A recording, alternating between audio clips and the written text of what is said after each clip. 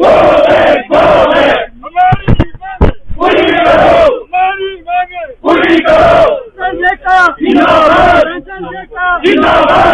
Pensioner लेके रहेंगे, सभी पेंशनर लेके रहेंगे।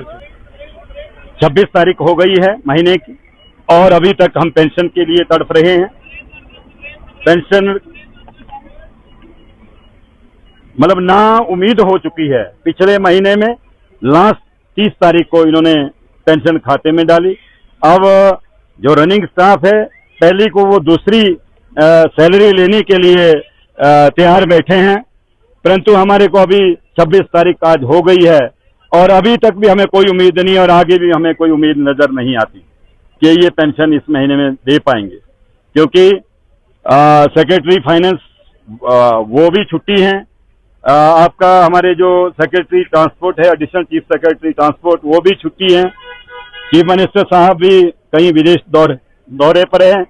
हम सचिवालय में अपने मंत्री महोदय मुकेश अग्निहोत्री जी से भी मिलने की हमने कोशिश की, वो भी छुट्टी पे हैं।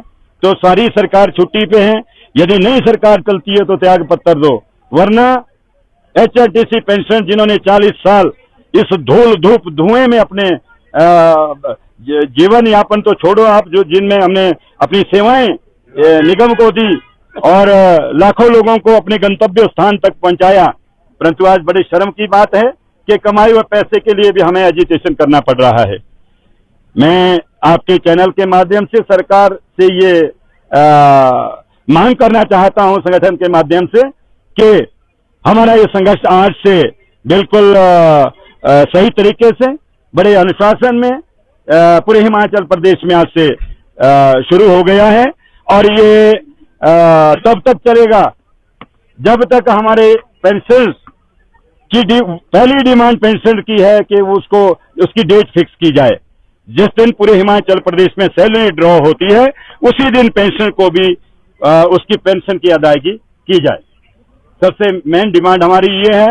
बाकी अन्य ड्यूज तो हालात बद से बदतर हो गए हैं कि मार्च 2024 से लेकर जितने भी सेवानिवृत्त है उनको एक पैसा भी निगम प्रशासन द्वारा या सरकार द्वारा पेंशन के रूप में नहीं दिया गया। वो उनका चूल्हा चौका गरीबों का कैसे चल रहा होगा, क्योंकि एक जब कार्यरत कर्मचारी होता है तो लाख रुपए या 80-90 हजार रुपये उसकी सैलरी होती है और उसके बाद वो शून्य में आ जाता है।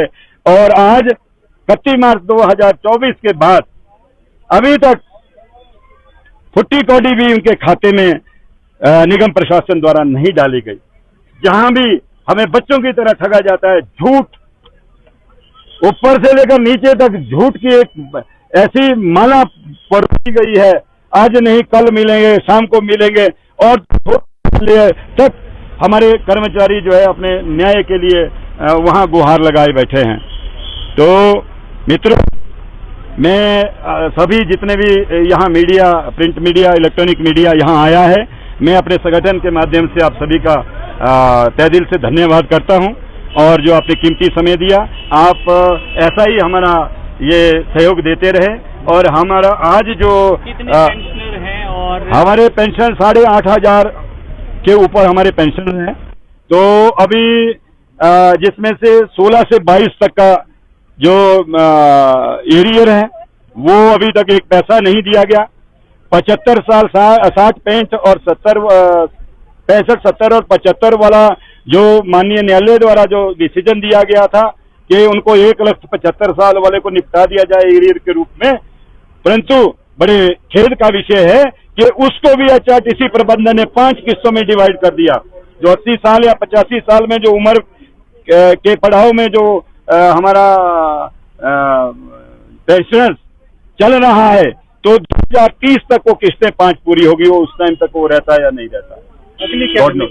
अगली रणनीति हमारी ये है कि आज से हमने अपने गेट मीटिंग के माध्यम से सरकार के कानों तक और सोया हुआ जो प्रबंधन गहरी निंद्रा में सोया उसको जगाने के लिए हमने ये प्रोटेस्ट शुरू किया है और ये तब तक चलेगा जब तक इसकी डेट फिक्स नहीं हो जाए पेंशन की।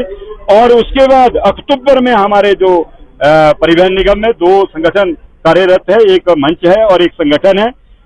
दोनों का हमारा एक फ्रंट बन गया है, ज्वाइंट कोऑर्डिनेशन कमेटी, और दोनों संगठन एक मंच पे आके हम एक बड़ा प्रदर्शन जो है ना अक्टूबर माह में करने जा रहे हैं। Thank you.